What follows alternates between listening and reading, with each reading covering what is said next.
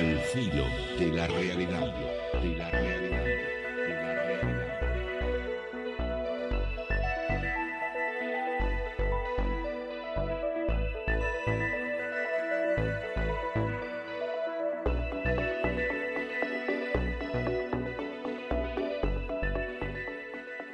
Los temas que tenemos propuestos para hoy, fundamentalmente dos. Hablar de algunas técnicas parapsicológicas de las que poco se habla, especialmente por radio, en la medida en que sirven no solo para que la gente tenga una idea un poco más acabada, un poco más clara de con qué técnicas o elementos trabajamos los parapsicólogos, sino fundamentalmente para que la gente aprenda técnicas que pueda emplearlas sobre sí mismos. Concretamente, hoy vamos a hablar de una de las herramientas quizás menos conocidas. Iba a decir por los parapsicólogos, casi es un acto fallido, ¿no? Porque tendría que haber dicho por la gente que acude a consultar parapsicólogos. Pero replanteándolo un poco, reflexionando sobre esto, llegó a la conclusión de que también muchos colegas nuestros conocen bien poco estas técnicas. Entonces, una de esas técnicas poco conocidas por el público que frecuenta parapsicólogos y hasta por parapsicólogos, no sé si se entendió lo que dije, es el uso de mantras. Palabra sánscrita que significa oración y que consiste en la modulación de determinados sonidos que provocan modificaciones psíquicas y energéticas en las personas que los pronuncian y en las personas que los escuchan. De mantras vamos a hablar hoy. También vamos a completar los conceptos y reflexiones sobre los que comenzáramos a abundar la semana pasada referente a abducciones, esto es, el secuestro real o imaginario de testigos humanos por entidades presuntamente extraterrestres. Gracias a los amigos del diario de aquí de Paraná, especialmente a nuestro buenísimo amigo Carlos Bolsán, por la publicación. Estoy unos días atrasado con la información, comentándoselas a ustedes, pero bueno, es válido, con la página que ha salido en la edición, en la sección Naturalmente, en la edición dominical del diario, comentando mi investigación sobre el tema de las pirámides en Catamarca. Gracias por cumplir con esa difusión. Y ahora viene la gota de ácido. Hay algunos comentarios míos que son como la baba de Alien. No sé si ustedes vieron la película Alien, ¿no? El monstruo de la película Alien se babeaba, el vago, y le caía un ácido por baba que iba atravesando los pisos de la nave, ¿no? Babeaba ácido sulfúrico. Y alguien dijo alguna vez que algunos comentarios míos son como gotas de la baba de Alien. Pero bueno, creo que es oportuno agradecer al sacerdote que dictó misa. Mire, no quiero mentir en la fecha. Hoy es 13, si no me equivoco. Pero el último domingo de enero, que dictó u ofició, la palabra es más correcta, ofició, misa de las 19 horas en la catedral de aquí de la ciudad de Paraná.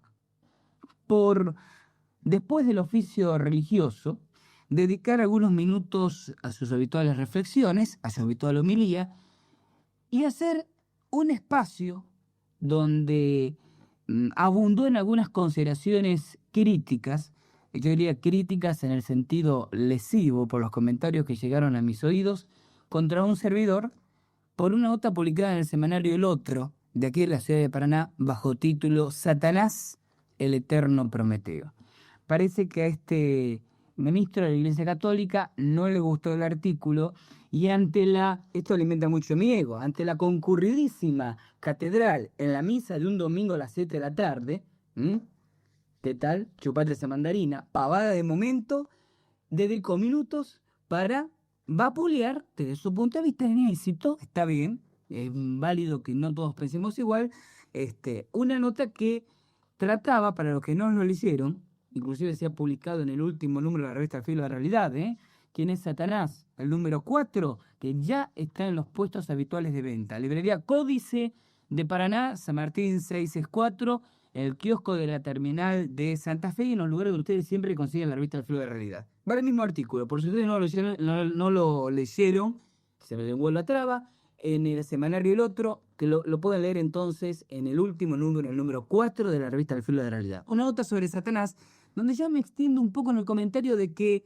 no es el personaje coludo, con tridente y cuernitos que nos vendieron durante centurias aquel al que hay que tenerle miedo, sino hay que cuidarse del verdadero demonio, del verdadero Satanás, que es el mal intrínseco en la naturaleza humana. Como yo digo en un momento de ese artículo, la imagen de Satanás, ese macho cabrío sentado con las piernas cruzadas y su pene erecto, que es apenas el reflejo de una deidad de cultos paganos de la Europa central precristiana, es apenas nos despierta apenas una sonrisa ingenua al lado de exponentes del terror como Biafra, My Lai, Sudáfrica, Mogadiscio, todo eso que salta en las páginas de los diarios de todos los días. Y que nos cuidemos del verdadero Satanás, ¿no? El verdadero Satanás, que quizás no es ese personaje coludo, que tal vez exista o no, pero de pronto no pasa la cosa por ahí. Pasa por el verdadero demonio. Está en nuestra incapacidad de luchar por el bien, en nuestro temor al que dirán, en el no te metas, el no asumir un compromiso de solidaridad para con los demás, el no tener el coraje de gritar la verdad cuando sentimos que es la verdad a los cuatro vientos. Decía algo así al final del artículo: cuando los clérigos nos señalen con el dedo dónde están los peligros y nosotros levantemos una ceja con escepticismo, nos prometerán el infierno. Si ante la palmada protectora del político enarcamos una ceja con disgusto, seguramente nos prometerán el infierno. Pero si ante el patrioterismo del brillo de los fusiles, si ante la prédica demagógica de ciertas iglesias solo ponemos el silencio, tarde o temprano el planeta todo o nuestro cuerpo solo serán polvo en la nada y sumidos en el olvido. Y la nada, ese es el verdadero infierno. El no decir las verdades que pensamos, el no decir las cosas como las sentimos, es lo que nos sume en el infierno. Pero parece que a algunos sacerdotes les resulta más cómodo alentar la imagen personificada y antropomorfa del mal, en vez de señalarle a la gente que el verdadero mal está en la duda, en el facilismo, en la inercia, en la inacción, en el miedo a pensar y expresar lo que pensamos. Gracias a este sacerdote cuyo nombre desconozco por hacerme tan buena publicidad. Porque como decía Oscar Wilde, ese escritor homosexual de fines del siglo pasado, ¿se acuerdan? Que hable mal de uno es horrible, pero hay algo peor: que no hablen.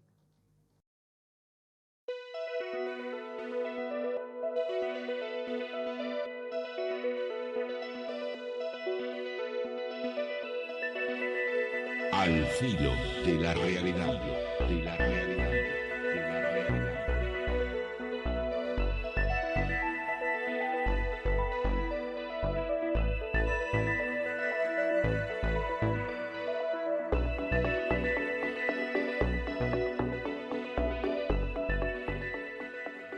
Bueno, uno de los temas que teníamos propuesto para hoy era hablar de mantras. Palabra sánscrita, les decía, que significa oración. Una técnica, lo de los mantras, muy empleada en control mental, en yoga, en parapsicología también, donde se emplean determinados sonidos, determinadas vocalizaciones, para provocar modificaciones en la persona que los escucha o en la persona que los pronuncia. La palabra oración puede inducir error, porque entonces uno puede pensar en el concepto occidental, ¿no? Es decir, como que el mantra es una especie de elegía, una especie de pedido, de acción de gracias, Padre nuestro estás en los cielos, y no es exactamente eso. Es un sonido, mantra es todo sonido, que puede tener o no traducción literal, esto no importa si quiere decir algo o no, pero cuya modulación y cuyo tono provoca en la persona que lo pronuncia, en la persona que lo escucha, dos tipos de fenómenos. Por un lado, una modificación en las ondas cerebrales. Ustedes saben que el sonido, como forma de energía, puede provocar inducciones y respuestas cerebrales, neurológicas, de alteración o de armonización. Hay sonidos que matan. Yo siempre tengo presente dos de ellos. El kiai, K y latina, A y latina, kiai, palabra japonesa que significa descarga de energía, Recuerden ustedes que la palabra ki en japonés significa energía y hai, descarga, que es lo que los chicos que practican artes marciales gritan habitualmente, por supuesto de una manera muy mal conceptualizada, ¿no? Ellos hacen el grito desde la garganta en lugar de hacerlo desde el abdomen y piensan que el grito es simplemente un recurso mecánico para darle más potencia al golpe. Los practicantes avanzados de artes marciales saben que el kiai, el grito que nace desde el fondo de los intestinos, es en sí energía. Más allá del efecto, como les decía, mecánico de que al soltar aire violentamente aumento la potencia del golpe, el kiai es energía en sonido. El sonido es energía. Dice uno de los primeros versículos del Génesis: y Dios dijo, hágase la luz. Y Dios dijo, el sonido como acto creador. La vieja tríada o trilogía religiosa, donde Padre, Hijo y Espíritu Santo eran en realidad llamados Padre, Verbo, sonido, Padre, Verbo y Espíritu Santo. El Verbo esotéricamente se ha considerado a través de los milenios como la acción, expresión en el mundo material de primeros principios mentales. El sonido es el hecho. El sonido provoca hechos. Y esto lo han sabido todas las culturas. Lo han sabido hasta los vascos, que tienen lo que se llama el retsina, un grito tan terriblemente agudo que paraliza hasta morir a quien lo escuche. Y así como hay sonidos que alteran y perjudican a las personas, hay sonidos que armonizan a las personas. Estos son los mantras. Sonidos que por un lado cambian las frecuencias cerebrales. Una persona que se encuentre alterada neurológicamente, una persona nerviosa o deprimida, cambia sus ritmos cerebrales al escuchar determinados sonidos. Entonces cambia su actitud afectiva o su actitud psicológica, sale de la depresión o se seda, se tranquiliza. Pero también es cierto que ciertos estados mentales empeoran o mejoran enfermedades físicas. Cambiando el estado mental, mejora la salud del individuo. El problema es que a veces el individuo no sabe cómo cambiar su estado mental. Cuando nosotros le decimos, ponete en positivo, trata de pensar positivamente, la persona me puede decir, ¿y cómo hago? Yo sé, cualquier practicante de control mental sabe, que lo que le estamos queriendo decir es que cambie los ritmos cerebrales, que cambie las frecuencias cerebrales. La persona lo desconoce.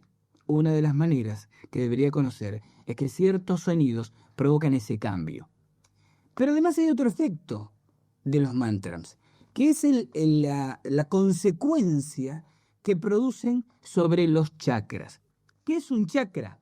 La palabra chakra, que no tiene nada que ver con la quintita del vecino, la palabra chakra con K, significa vórtice, ojo, no vértice, vórtice, en el sentido de punto de máxima concentración de energía. Los chakras son 7 puntos que tenemos a lo largo del organismo. Yo tengo un amigo, Guillermo, que está acá presente y lo estoy usando un poco como modelo, ¿no? Porque estoy viendo el cuerpo de él y ubicando los chakras. 7 puntos que tenemos a lo largo del organismo, donde se produce una máxima concentración de energía. ¿Qué energía? Preguntarán ustedes.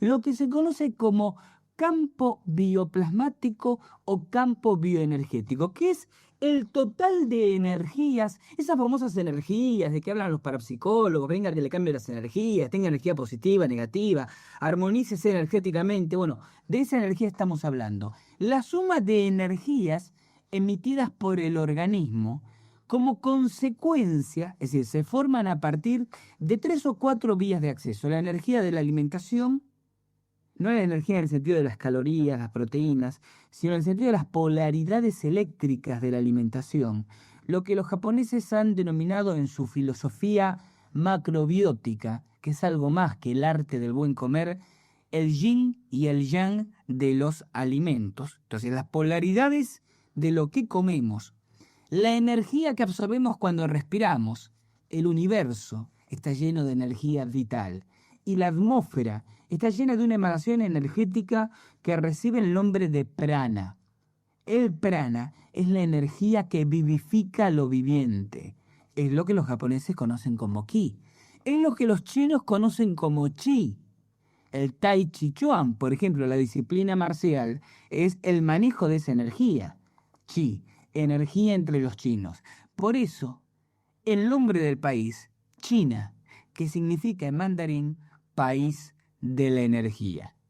Y es lo que se ha conocido en Occidente con el nombre de energía orgónica, como lo formuló aquel psiquiatra alemán tan perseguido durante la década del 30 y del 40, un verdadero revolucionario en el concepto de estas ciencias, Wilhelm Reich, fundador de la bioenergética, o de las fuerzas sódicas, como las denominó el siglo pasado el barón Karl von Reichenbach. La energía vital que ingresa en nosotros con la respiración. La energía cósmica que absorbemos por uno de estos centros energéticos y las radiaciones telúricas, a veces positivas y a veces negativas, que absorbemos desde las capas terrestres por otro de estos puntos.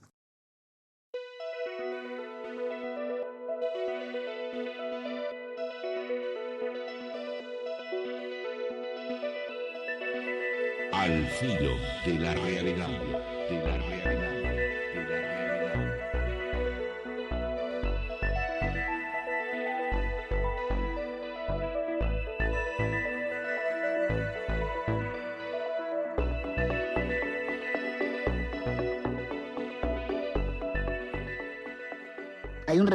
Hay un refrán chino que dice, si un problema tiene solución, ¿para qué te vas a preocupar?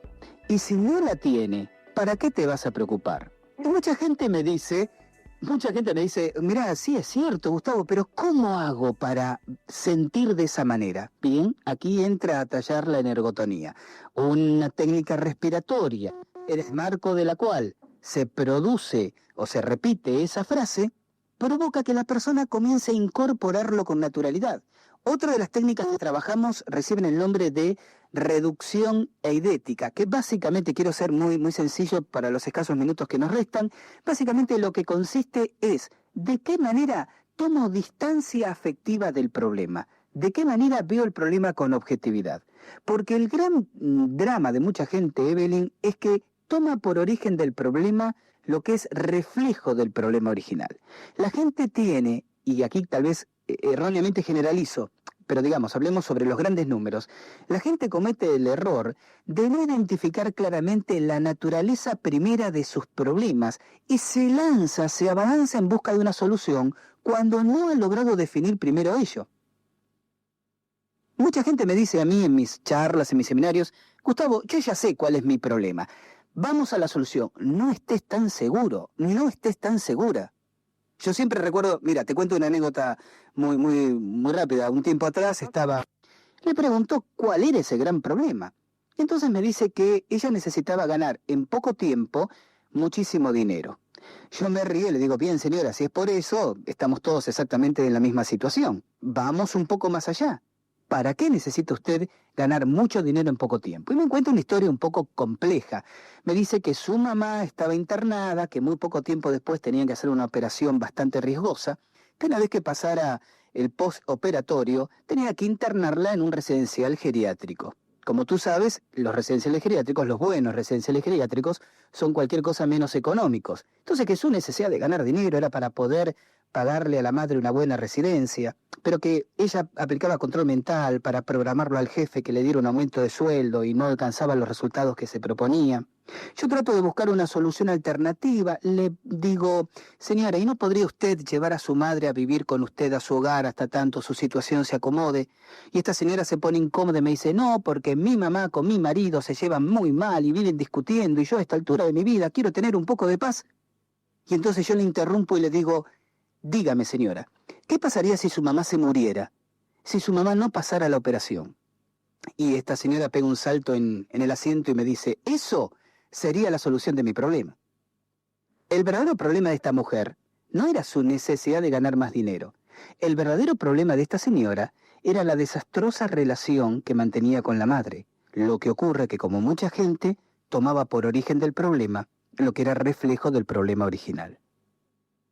Gustavo, una pregunta que tengo para ti. Tú hablas del control mental. Ahora quisiera saber qué parte del hemisferio del cerebro trabajarías tú con el control mental. Tú sabes que el hemisferio izquierdo y el hemisferio derecho regulan diferentes... Totalmente. Es que lo importante del control mental es que trabaja sobre ambos hemisferios, Evelyn.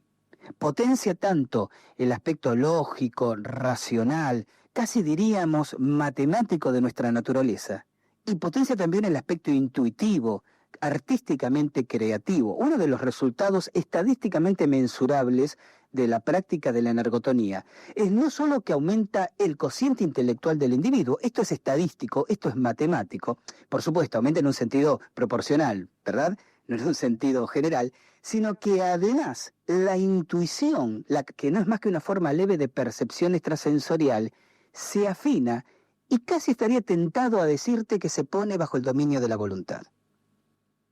Increíble. Bueno, muchísimas gracias, Gustavo. Muy interesante toda esta información que estuviste compartiendo con nosotros. No, por favor, Evelyn, el agradecido soy yo y desde el corazón el enorme afecto para ti y para toda tu audiencia allá en Florida. Igual para ustedes, nos encantó hablar contigo y entrar en comunicación, así que muchísimas gracias y un saludo para todos allá. Un besote. Un beso enorme para ti, Evelyn. Seguimos en contacto. Gracias.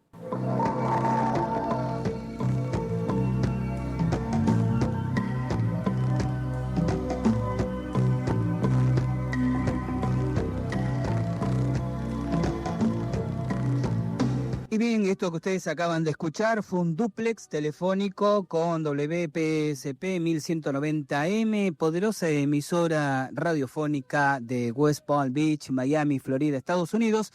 Evelyn Balsa, del otro lado de la conexión, entrevistándome sobre el control mental y el control mental en tiempos de crisis.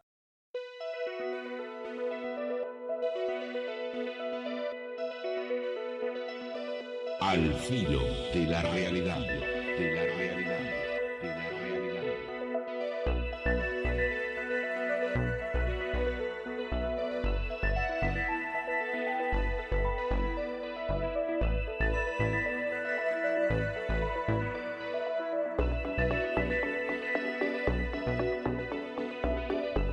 Que me pide que repita los puntos que permiten identificar unas sectas, así que lo digo de manera muy telegráfica, ¿sí?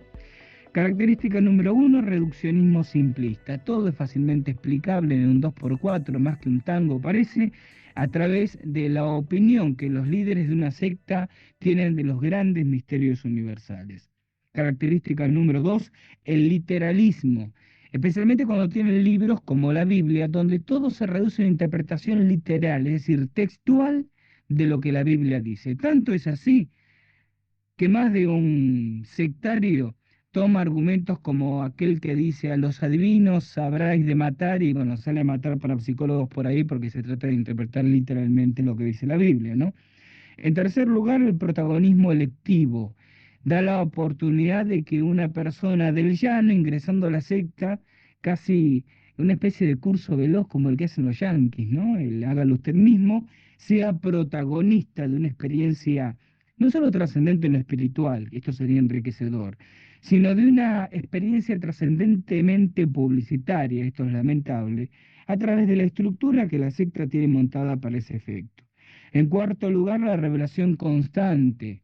No ocurre como con la Iglesia Católica Apostólica Romana, que hay una revelación 2000 años atrás de la cual ahora se alimenta el conocimiento. No, permanentemente, casi a pedido de los interesados, hay línea directa con Dios y bueno, revelaciones a medida de las necesidades de la gente.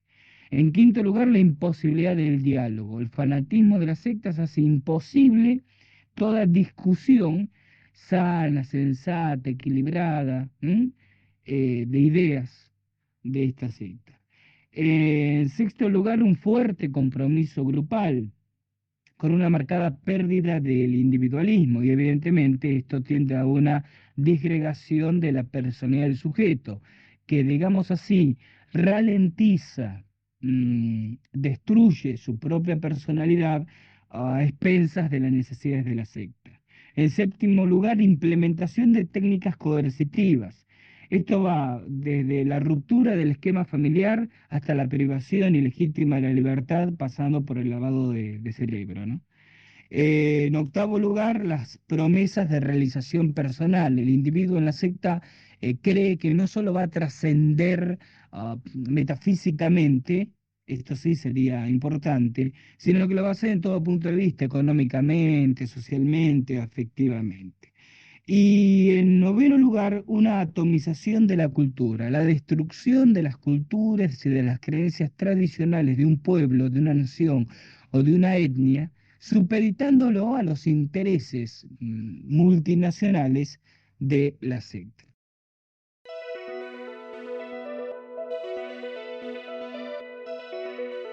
Al filo de la realidad, de la realidad, de la realidad.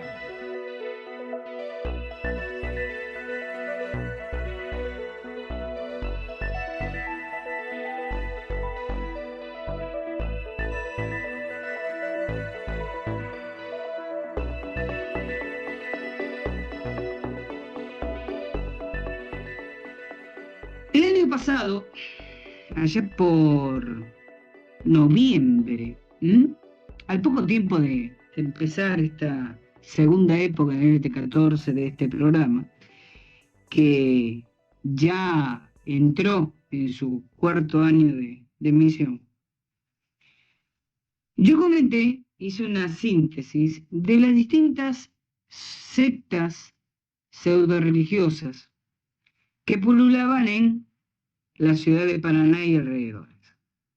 Inclusive el tema de las sectas pseudo-religiosas es uno de los capítulos, el último capítulo precisamente, para decir, ahí está pasando el aviso comercial. Sí, señores, pasó el aviso comercial y que el último capítulo precisamente de mi libro para psicología y ovnis en Entre Ríos, que pueden conseguir en kioscos y librerías, por supuesto. Entre paréntesis, que se está vendiendo muy bien. No vamos a decir, qué bruto, la gente se pelea por llevárselo, pero la venta sostenía este libro en todo Entre Ríos, y esto es interesante, en Santa Fe, no solo me estimula a seguir escribiendo, y pronto va a ver a la luz para psicología y ovnis en Santa Fe, es decir, una revisión de casos parapsicológicos y ovnilógicos en la vecina provincia, sino de alguna manera me sintetiza lo acertado, tanto de los editores como de mío, en lanzar en Entre Ríos este libro, porque la gente lo estaba necesitando. Yo no sé si, como siempre digo, es la versión más certera de los hechos, pero es por lo menos una óptica distinta para que la gente se acerque a estos temas. Una de esas ópticas es el último capítulo titulado Sectas pseudo-religiosas en Entre Ríos, en Paraná, donde yo hago una evaluación de la naturaleza de la forma de ser una secta y comento varias de estas sectas pseudo-religiosas. Una de ellas, precisamente, ahora estoy hojeando mi propio libro, una de las que operan en Paraná, es la que se denomina, o hemos denominado un poco genéricamente, metafísica cristiana. Un movimiento de pensamiento, si podemos llamarlo así, originado por una mendocina, la señora Ángela Giorgi, que viene a la ciudad de Paraná invitada por gente local. Bueno, estuvo el año pasado. Yo no me voy a extender, yo les conté ante estos mismos micrófonos que había ido a las charlas de esta señora y me pareció una ridiculez de aquellas. En el libro hago una síntesis de cuáles son los errores, no sé si errores, ¿no? Quizás de pronto a veces uno puede pensar que hay gente que parece loco, pero se hace el loco a propósito. Entonces no sé si errores o decires exprofesos que hacen que este grupo pueda tipificarse como una secta. Pero les decía, hace una semana en el diario local veo un avisito, curso de metafísica cristiana, comienza en una dirección céntrica, presentarse de tal hora a tal hora. Claro, por razones obvias, no podía ir no porque le tenga miedo a nadie, sino porque si yo apareciera como que de pronto la cosa iba a estar demasiado pautada, ¿no? Y a los virus hay que observarlos en su caldo de cultivo natural. Y entonces entró en operaciones el Servicio de Inteligencia del Centro de Armonización Integral. No, claro, el Servicio de Inteligencia, porque nunca va a faltar el idiota que sale diciendo que tengo un servicio paramilitar, ¿no? Gente del CAE, no voy a dar el nombre, por supuesto, porque cumplirán idénticas funciones en el futuro, que con su mejor cara de distraídos, de su archivo de cara distraídos, caen en el curso, se suman al mismo y participan. 3 valientes voluntarios del Cairo, de los cuales no alcanzaron a resistir hasta el final y se fueron antes, y uno, que no voy a decir quién es, haciendo esfuerzos indecibles por permanecer hasta el final del mismo. Un curso que empezaba el 8 de abril y terminaba el 15. Bueno, mi agente, vamos a llamarlo así, mi agente secreto, me trajo una enormidad de material, interesantísimo material, sobre las actividades y los postulados de esta secta. No lo he leído todo y prometo leerlo para el domingo que viene. Por lo tanto, va a haber otro vuelo de Moscardón, donde por lo menos una parte sustanciosa del mismo se lo va a llevar Ángela de Giorgi y la metafísica cristiana. Pero estoy hojeando algunos apuntes tomados por mi gente y me resultan impresionantes. Impresionante me resulta, por ejemplo, abrir un librito titulado Vivir en el cielo, orando en la tierra, donde el prólogo está firmado por un conocido protagonista de esta sección, un porteño, Francisco Chechi, director del grupo Alfa, un grupo que se dedica a hacer contactos mentales con los hermanos del cosmos, y que yo ya expliqué de alguna manera, está entrampado en toda esa extraña historia de la compra del Uritorco y de representar a sectas italianas en nuestro país. Yo la historia y el pedigrí de Francisco Chechi lo he comentado en otro programa, no me voy a extender hasta ahora. El hecho de que y ellos se juntan y se refieran, el hecho de que Francisco Chechi aparezca para prologar este librito de Ángela de Giorgi es especialmente sugestivo. Fundamentalmente sugestivo es que este librito, el que acabo de mencionar, está específicamente preparado para los chicos. Y yo ya he hablado mucho del peligro de manipular las mentes infantiles y de la habilidad que tienen estas sectas para manipular mentes infantiles. Entre todo el material que tengo y que no alcancé a leer, me encuentro, por ejemplo, historias como, que yo ya había comentado el año pasado en este micrófono y están también en el libro, afirmaciones como decir que hasta los 2.300 metros de altura, sí, sobre el suelo, la atmósfera se encuentra oscurecida, no solamente por el número considerable de almas desencarnadas que no pueden salir de la Tierra a causa de sus deseos materiales no saciados, sino también por las formas pensamientos creadas por el conjunto de la humanidad ignorante y rencorosa. La presión de esta energía descalificada es la causa de todas las desgracias de la humanidad, las condiciones atmosféricas extremas, las epidemias, el estancamiento de los negocios, los numerosos casos de enajenación mental, las enfermedades incurables. Yo agregaría el hecho de que hoy me agarré la puerta, con la puerta el dedo gordo del pie, no sé, porque de pronto es como que todas las cosas buenas y malas que pasan en el país, según dice Ángela de Giorgi en sus apuntes, ocurren porque hasta los 2.300 metros de altura la atmósfera está saturada de almas desencarnadas. Honestamente, cuando yo andaba por los 1.300, 1.400, 1.500 metros en la Concagua y para arriba, no vi ninguna diferencia, ¿no? O sea, no se veía una preeminencia de espíritus malignos rondándonos. Y yo me pregunto, ¿qué pasaría con uno de estos almas desencarnadas, señora de Giorgi, cuando está a los 2.300 metros justo? Y digamos, los 2.300 metros le dan por la cintura, ¿no? O sea, tiene la cintura por arriba de los 2.300 y la cintura por debajo de los 2.300, ya que usted es tan precisa al dar altitudes. ¿Qué pasa? ¿Esa alma es media desencarnada o es media oscurecida?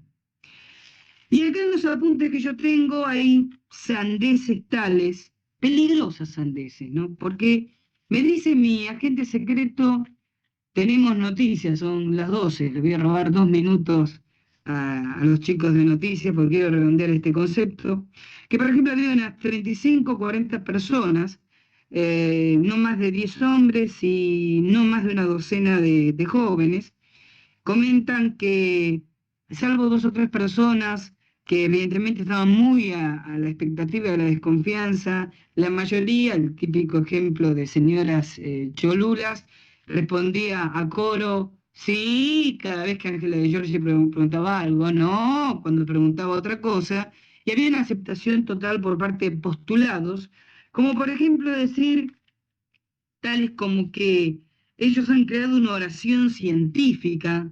¿Qué tal, eh? O sea, no cualquiera. Una oración científica es una oración que cuando alguien nos agrede verbal o físicamente, a partir de ahí se postula determinadas fraseologías, y Ángela de Giorgi termina diciendo algo así como: ¿se dan cuenta lo que hacemos cuando enumera esta oración? Esto es científico. ¿Qué es científico, digo yo? Me pregunto, ¿esta señora tendrá la más pálida idea de lo que es el método científico? Después, por ejemplo, afirmaciones de que en el hígado hay una apariencia, ¿no? A los órganos se los trata como a los niños, hay que reprenderlos. Señora, señor, si usted tiene cáncer en el hígado, rételo fuerte, dele una cachetada y va a ver que automáticamente el cáncer se le da. Por acá se dice: cuando alguien nos agrede verbal o físicamente no debemos jamás reaccionar. Genial manera de idiotizar a la gente esta. No, no, no reaccionen, agachen la cabeza y tiren para adelante. Total, después los espíritus angélicos vendrán a solucionarle sus problemas. A ver si me rescato por acá algún otro comentario. Hay cosas que no se pueden creer. Por ejemplo, Ángela de Giorgio dice: yo soy la presencia crística en mí que repele todo lo negativo, yo soy el amor. Por un momento dice que Ángela es una profeta de Dios. No tenés ego tampoco. Y esto es lo más lindo. El curso es la entrada libre y gratuita, pero al finalizar, una colaboradora toma el micrófono y pide colaboración para los gastos de traslados de Ángela, el alquiler y fotocopia. Lo que puedan, dice.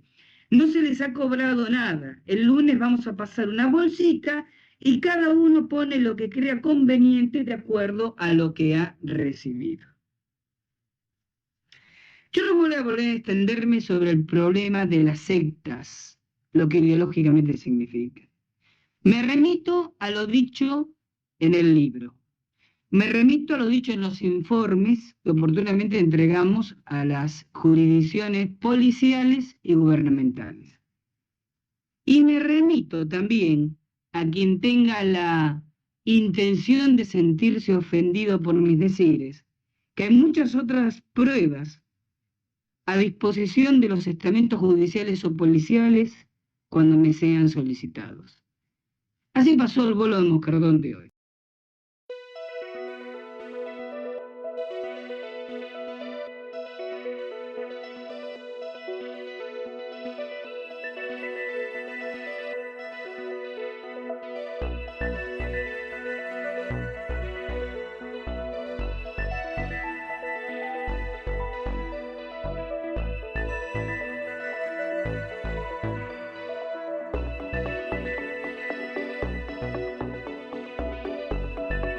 Al filo de la realidad.